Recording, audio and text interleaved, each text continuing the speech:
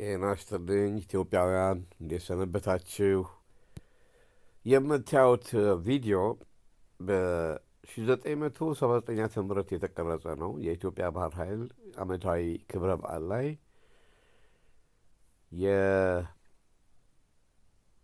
የመጀመሪያው የፓሬድ ግራውንድ ወይም ደግሞ ዓመታዊ በሰልፍ የሚደረጉ በዓል ከተደረገ በኋላ በማግስቱ ይቺ በምታዩት የጦር መርከብ ኢትዮጵያ ትባላለች። የሚሊተሪ ወይም የወታደር ስሟ A01 ታሪኳ እንግዲህ ብዙ ጊዜ ተናግረናል። ይህ የምታዩት ደግሞ የምጽዋ ወደብ ነው። ምጽዋ የሲቪል ወደብ መርከቧ የቆመችው እዛው ምጽዋ ወደብ ላይ ስለነበር የወቅቱ ባለስልጣን ጠቅላይ ሚኒስትር ፍቅረ ስላሴ ወግደረስ ከመንግስቱ ኃይለማርያም ቀጥሎ ነው ሪር አድሚራል ተስፋዬ ብርሃኑ ተቀብለዋቸዋል። ወደ ጦር መርከቧ ሊወጡ ስለሆነ እንደምታዩት ሰራዊቱ በሰልፍ ሆኖ ሰላምታ እየሰጠ በጋንግዌይ ይባላል ይሄ የሚወጡበት ደረጃ ወደ መርከቧ ላይ እንደምታዩት ወጥተዋል። በወቅቱ የነበሩት የጦር መርከቧ ካፕቴን ያው ሪፖርት አድርገዋል። አሁን ሁሉም ባለስልጣኖች ወደ O1 ሌቨልን ይባላል። ይሄ ሄሊኮፕተር ማረፊያ የነበረ ነው። ጦር መርከቧ ላይ እንደምታዩት የተለያዩ ሰንደቅ ዓላማ የሚመስሉ ነገሮች አልፋቤት ናቸው። ሴማፎር ይባላል። ከኤስ ከዜድ ትርጉም ያላቸው ባንዲራዎች ናቸው። ይኸው ጥሪ የተደረገላቸው እንግዶች ወደ ጦር መርከቧ እየወጡ ነው። እንደምታዩት እንኳን ደህና መጡ ይላል። እዚህ ጋር ጠቅላይ ሚኒስትር ፍቅረ ስላሴ ወግደረስ በተዘጋጀላቸው ስፍራ ላይ ተቀምጠዋል። ኮሞዶር ጌታቸው ስዩም ይታዩኛል እዚህ ጋር ከአንድ ሲቪል ባለስልጣን ጋር። አሁን ለጠቅላይ ሚኒስትር ፍቅረ ስላሴ ወግደረስ በናቪጌሽን ቻርት የተደገፈ ገለጻ እየተደረገላቸው ነው። በኮሞዶር ጌታቸው ስዩም ነፍሳቸውን ይማር።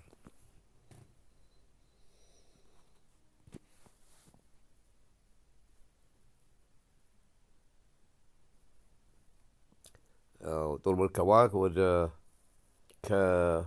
ወደ ለቃ ለመውጣት ዝግጅት ላይ ነች። እቺ ጦር መርከብ ብዙ ነው ታሪኳ። በአሜሪካን ሀገር በሁለተኛ ዓለም ጦርነት ያገለገለች ናት። ይህ የምታዩት የጦር መርከቧ ክሎዝድ ብሪጅ ወይም የመሪ ክፍል ነው። መሪ የያዘው ሲማን አለ። እንደምታየው ባህርኛ አጠገቡም አይኑ ፈጠጥ ፈጠጥ የሚል ሰው ይታየኛል። ምናልባትም ኤቨል ሲማኖች ወይም ሌሊንግ ሲማኖች ይሆናሉ፣ አላውቃቸውም። የጦር መርከብ ኢትዮጵያ የቆየች የጥንት ቴክኖሎጂ ከአንደኛ ዓለም ጦርነትና ሁለት የዓለም ጦርነት የተሳተፈች ናት። አሁን ጦር መርከቧ ወደ ባህር ለመውጣት ዝግጅት ላይ ነች። ይሄ የሚውለበለበው ሴማፎር ይባላል፣ ወይም የኔቪ አልፋቤቶቹን የያዘ ከኤስ ከዜድ የያዘ ምናልባትም እንግሊዝ ላይ እንኳን ደህና መጣችሁ የሚለውን ዌልካም ኦንቦርድ HMS ነበር የድሮ ስሟ። ዌልካም ኦንቦርድ ጦር መርከብ ኢትዮጵያ ወይም ኢኤንኤስ ኢትዮጵያ ኔቪ ሺፕ በእንግሊዝኛው የተጻፈ ይመስለኛል። ይኸው ሰራዊቱ ተሰልፏል፣ እየወጣች ነው። ጦር መርከቧ የባህር ጉዞ ጀምራለች። ከወደብ በመውጣት ላይ ናት። አሁን ጉዞ ወደ ባህር። ያው ለጠቅላይ ሚኒስትር ፍቅረ ስላሴ ወግደረስ እንግዲህ እሳቸው አየር ኃይል የነበሩ ናቸው። እንደምታዩት የጭሱ ብዛት የድሮ መርከብ ናት። እንግዲህ እንደዚህ አይነት መርከቦች የሉም በዛን ሰዓት። ግን መርከቧ የጥንት ቴክኖሎጂ ከአንደኛ የዓለም ጦርነትና ሁለት የዓለም ጦርነት ዘመን የነበረች ናት። ያው ከሁለት የዓለም ጦርነት በኋላ አሜሪካኖች ሪፈርቢሽ አድርገው ለኢትዮጵያ ባህር ኃይል በ1956 ነው የተሸጠችው። ከኋላዋ ቤተ መንግስት አላት። ጃንሆይ ጉዞ ሲያደርጉ እዛ ነው የሚቀመጡት። ግን በደርግ ጊዜ ማንም ዝም ብሎ ለጎብኚዎች እንጂ እንትን አይባ። ያው የምታዩት ጦር መርከቡ ላይ ያለ ትዊን ገን ማውንት 40 ሚሊ ሜትር ነው። እዚህ ላይ የማውቃቸው ሰዎች ካሉ ያው ኮማንደር ኃይሉ ነፍሳቸውን ይማር ፊታቸውን ወደ ባህር አዞሩ። ለማየት ለማወቅ ያስቸግራል። የምድር ጦር አባላት ተቀምጠው እዚህ ጋር ይታያሉ። ሪር አድሚራል ተስፋዬ ብርሃኑ ናቸው እዛ ጋር የሚታዩት። እንግዲህ የዛ ጊዜ ካሜራ እንደዚህ እንዳሁኑ ዘመን አይነት ካሜራ አይደለም፣ ጥራት የለውም። ቪዲዮውን የሚቀርጹት እንግዲህ ፕሮፌሽናል አይመስሉኝም። መግለጫ እየተሰጠ ነው። እዚህ ጋር የምታያቸው ጁኒየር ሌፍትናንት ስነ ጥበብ ሽታዬ ሬዲዮ ማን አሁን በህይወት የሉም። ያው ፊልሙ ሲቀረጽ ያው እንደዚህ አይነት እንግዲህ ፕሮፌሽናል ካሜራማኖች ስላልነበሩ ነው። ግን እዚህ ጋር ትርኢት የሚታየው የባህር ጠለቅ ኮማንዶ አባላት ወደ ባህር የምትወጣው ጦር መርከብ ላይ ኢትዮጵያ ላይ ያሉት ላይ ለእነሱ ወደ የባህር ላይ በጀልባ የሚደረግ ትርኢት እያሳዩቸው ነው። እዚህ ላይ ዞዲያክ ጀልባዎች ናቸው እነዚህ የላስቲክ ጠንካራ ላስቲክ አይነት ሆኑ ዞዲያክ ጀልባዎች በእነሱ ማኖቨሪንግ እያሳዩ ነው። ይህንን ግሩፕ የሚመሩት ማስተር ቺፍ አዱኛ ሽታዬ ነበሩ፣ አስታውሳለሁ። አሉ የዳይቪንግ ኮማንዶ አባሎች ናቸው እነዚህ የምታዩዋቸው። የባህሩ ላይ በዞዲያክ ጀልባዎች የተለያየ ትርኢት እያሳዩ ነው። ይሄ እንግዲህ ወደቡ አካባቢ ነው። እስካሁን ጦር መርከቧ ወደ ኦፕን ሲ ወደ መሀል ባህር አልገባቸው።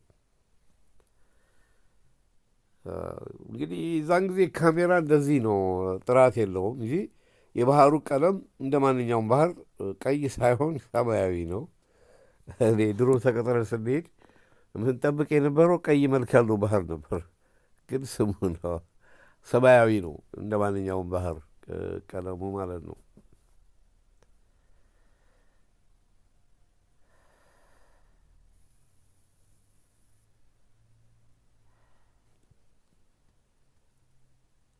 አሁንም ያው በማሳየት ላይ ናቸው። ፊልሙ የሚቀረጸው ደግሞ ከእንትን ላይ ሆኖ ነው፣ ከጦር መርከብ ኢትዮጵያ ላይ ሆኖ ነው። እንደምታዩት አሁን ቀረብ እያሉ እንግዲህ ሌላ ትርኢት ለማሳየት ፎርሜሽናቸውን ለውጠዋል።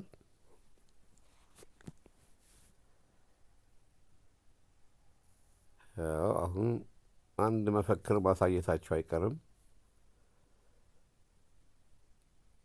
ጀልባዎቹ ላይ ሆነው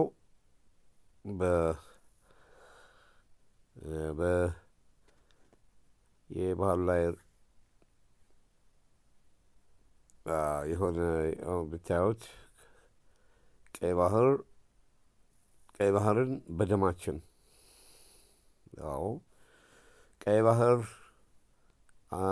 ቀይ ባህር በደማችን የሚል መፈክር እያሳዩ ነው። አሁንም ቀይ ናት፣ ጀግኖች በትግላቸው እስካሁን ያቆዩት የሚል ዘፈን ይዘፈን ነበር በዛን ጊዜ በምድር ጦር ዘፋኝ በግርማ ሞገስ በሚባል ቀይ ባህር ደማችን አሁንም ቀይ ናት፣ ጀግኖች በትግላቸው እስካሁን ያቆዩት። አሁን ጦር መርከቦች ከወዲያ እየመጡ ሰላምታ እየሰጡ ሊያልፉ ነው። ሰላምታ ሲሰጥ ጦር መርከብ በፊሽካ ነው እና ሙዚቀኛ ካለ በትራምፔት መሳሪያ እና ከፊት እየመራ ያለው ፍሪጌት 1617 ይመስለኛል፣ ከሩቅ ይታያል።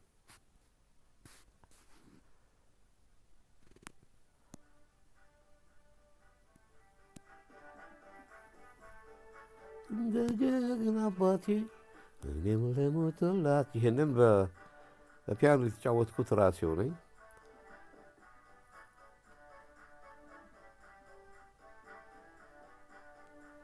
ኪዳነ ላድስ ዳግም ለእናት ሀገር ተከብሮ በደሜ ለኖረው ባህር በር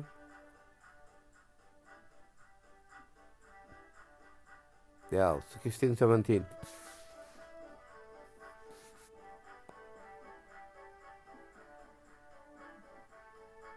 አሁን ሰላምታ እየሰጡ በማለፍ ላይ ይገኛሉ። ፍሪጌት 16 17 ሰላምታ ልውውጥ ያው በፊሽካ ነው። ከዛ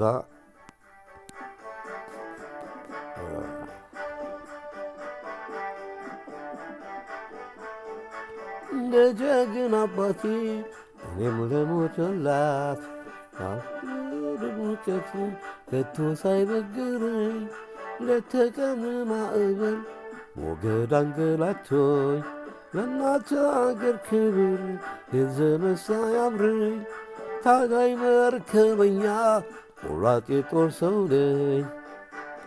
ጌታቸው በርሄ የጻፈው ግጥም ነው። በቃል ኪዳኑ የምጽዋ ጦርነት ላይ ተሰውቷል።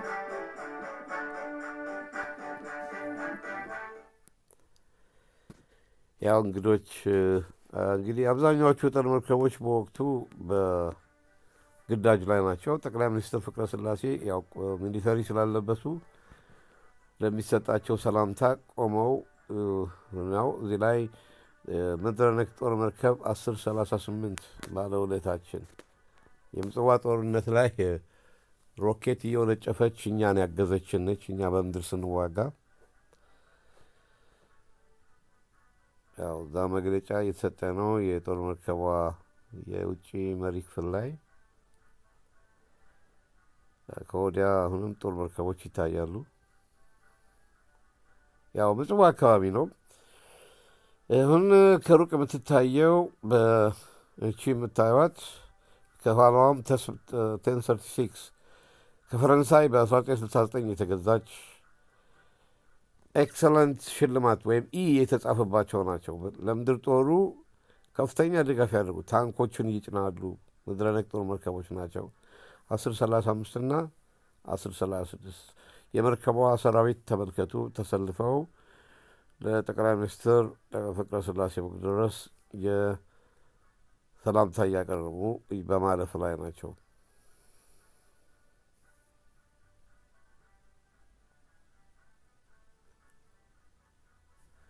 አድሚራሉ ያው አድሚራል ተስፋዬ ብርሃኑ መግለጫ በመስጠት ላይ ናቸው። ያው እንግዲህ ጦር መርከቦቹ እነማን እንደሆኑ እንደው በአጋጣሚ ለመናገርም ስለፈለግኩ ጥሩ ማስታወሻም ነው። አሁን እየመጣችው ያለችው እኔ በኤፍኤስ ስኳድሮን በእነዚህ ጦር መርከቦች ላይ አገልግያለሁ፣ በሁለቱም ስኳድሮን።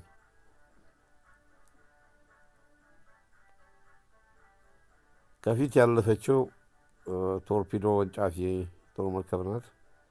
ቁጥሯን ስላላየሁት ነው። ያው ቪዲዮ አቀራረጹ በፕሮፌሽናል ካሜራማኖች አይደለም፣ የባህር ኃይል አባላት ናቸው የቀረጹት።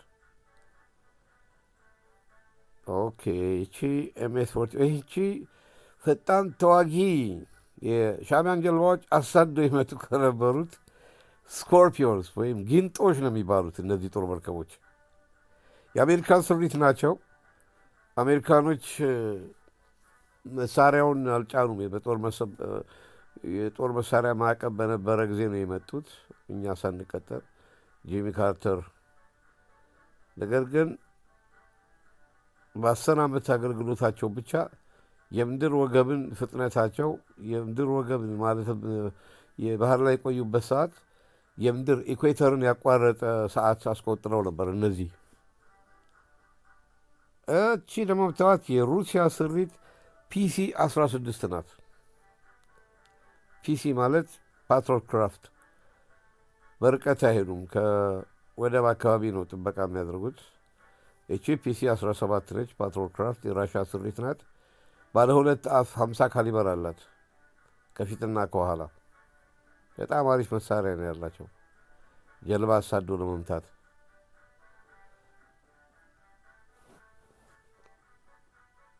ያው ሚራኑ ናቸው እዛ ጋር የሚታዩት።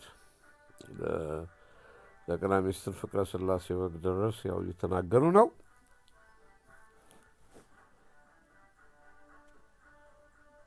አሁን ዋናዎቹ ጦር መርከቦች ከወዲያ ኤፍኤስኤስ ስኳድሮን ወይም በአማርኛው ፈጣን አጥቂ ፋስት ስትራይከር ሺፕስ ወይም ፈጣን አጥቂ ጦር መርከብ 111 ስኳድሮን ሃይድሮፎይል 12 እና ሃይድሮፎይል 13 እና ሁለቱም የቶርፔዶ ወንጫፊዎች ናቸው። ከፊታቸው 25 ሚሊ ሜትር መትረየስ አላቸው። ከኋላ 57 ሚሊ ሜትር መድፍ እና ፍጥነታቸው ከባህራን ውስጥ ከነበሩ ጦር መርከቦች እንደ ክንፍ አይነት አላቸው። ማዕበል መቋቋም ችሎታም አላቸው። እጅግ ዘመናዊ ናቸው። መጨረሻ አካባቢ የተገዙ ናቸው። ካሜራም አላቸው። የመድፍ ካሜራ ከላይ 3 ማይል ማሳየት የሚችል ካሜራ ብላክ ኤንድ ዋይት አላቸው ሁለቱም።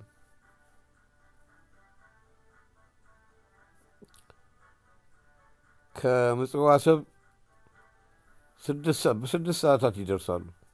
በጣም ፈጣኖች ናቸው።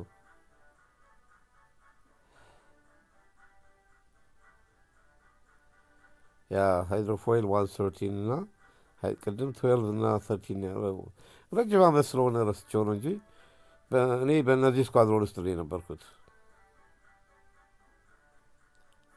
ቅድም ያያችኋቸው የአሜሪካ ስሪቶች ላይ 10 ወር ያህል ብቻ ሰርቻለሁኝ በተለማማጅነት። እነዚህ በራሪ ናቸው።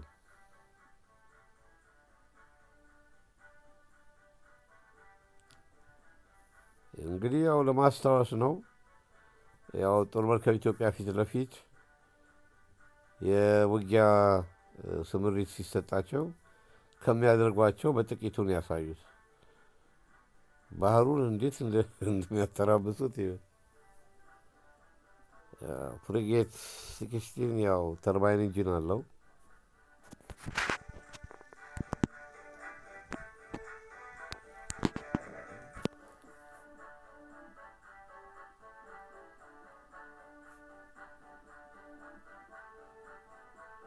የዚህ ጦር መርከብ ታሪክ ያስገርማቸዋል። ወያኔዎች ያው ከመግባታቸው በፊት ያው ተጠልፎ በእኛው ሰዎች የመን ገብቶ ነበር። ከየመን ወደ እና ኦኬ አሁን ምንድን ነው ኤምኤስ 41 ማይን ስዊፐር እና ጦር መርከብ ኢትዮጵያ የሚያሳዩት ከአንድ መርከብ ወደ አንድ መርከብ በግዳጅ ባለ ጊዜ እቃዎችን የማስተላለፍ ስትሬት ነው እዚህ ላይ የሚያሳዩት። በገመድ ከአንድ መርከብ ወደ አንዱ ለማስተላለፍ እንዴት ሲደረግ እንደነበር ለእንግዶች እያሳዩ ነው።